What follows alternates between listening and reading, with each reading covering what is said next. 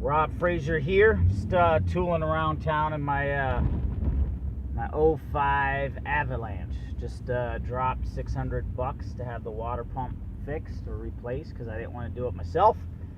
But yeah, and I need to do something about that. I don't know why that happens. Anyways, doing this video, a couple things been hitting me lately.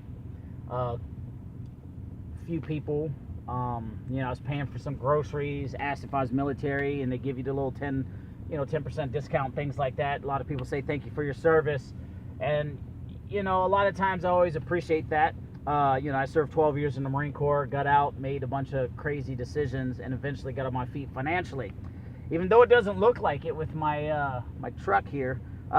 Anyways, but it's paid off and it's mine, and it still runs, and I'm gonna drive this thing till the wheels fall off.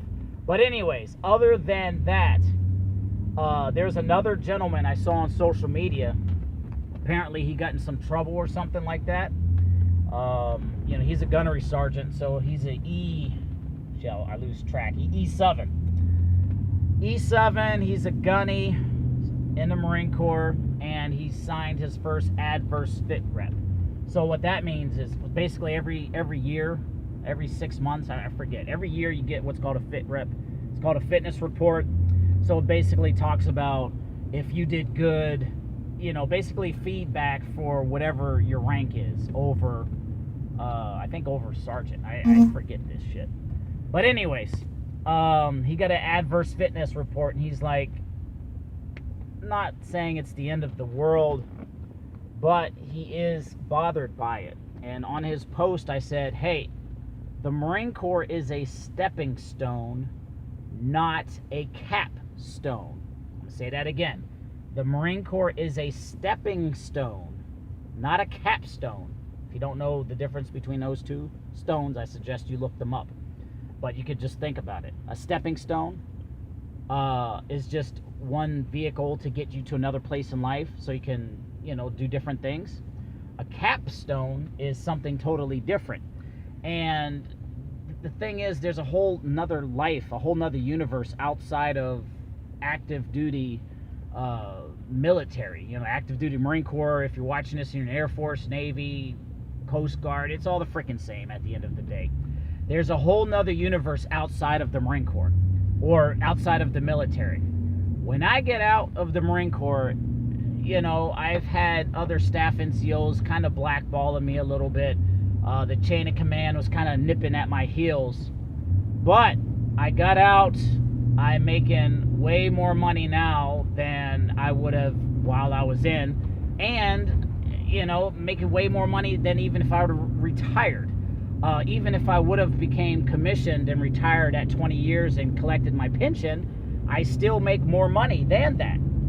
And I'm not saying it's all about money, because there's a whole bunch of other benefits you get.